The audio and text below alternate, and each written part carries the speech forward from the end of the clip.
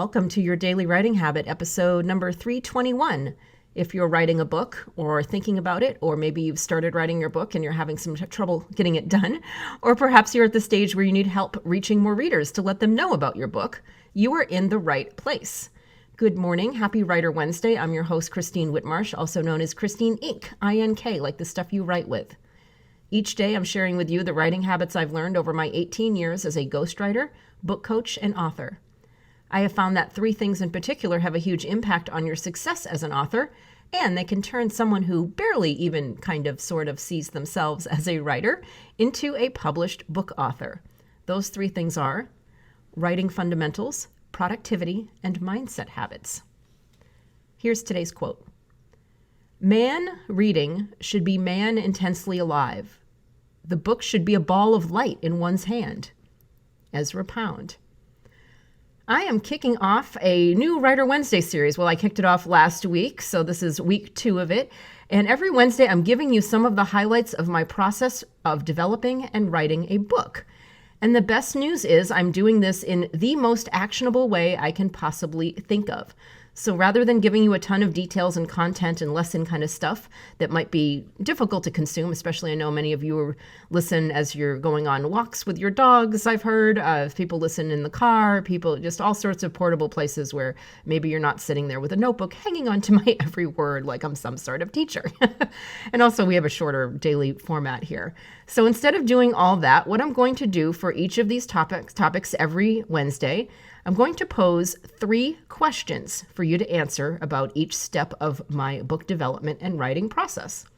So every Wednesday for the next foreseeable Wednesdays, I will reveal one piece of my process. This is, a process that people normally work with me one-on-one via my book blueprint and book coaching programs. And I'll deliver each piece to you via 3 questions so you can get to work writing your book. Sound good? Well, here we go. Today's topic is the reader promise piece of your book blueprint. And book blueprint, by the way, is my fancy way of saying it's a book development process. It's an invention. It's simply one of my author inventions that helps people develop stronger books and makes the writing process much easier than starting with a blank white screen. So when I say book blueprint, think book development. It's just my fancy invention for doing it in an organized way.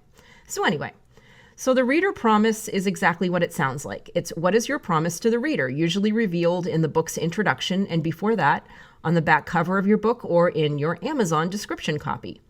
What's in it for someone if they read your book? So here are 3 action questions related to that topic. Number 1, what is the biggest thing the reader will miss out on if they do not read your book? So for nonfiction, obviously your content, lessons, idea, message, whatever kind of shift or transformation you're trying to create in them, or you can pick the biggest pain that you solve for your reader. For fiction, it might be an interesting revelation about the human condition that's made by one of your characters, or even as simple as a really good laugh. Sometimes we just like to read books to enjoy them, and we don't need anything profound, so maybe they'll miss out on a really, really funny, cool book. So what will your reader miss out on if they don't read your book? Number 2, think about your target reader. All the aspects of who they are and what you believe their core values or dreams to be. And align one of those things with something in your book promise. For instance, imagine your target demographic is people about to retire from the workforce who are wondering what to do with all this new spare time on their hands. And your book teaches them how to adopt a new travel lifestyle. So see how you've aligned who they are with something that your book promises to give them. Number 3, finally, I want to challenge you to simplify your reader promise into the fewest number of words. And this is going to be a theme I'm going to be coming back to. I'll just give you a little preview, little hint. When you say preview and hint together, it's print.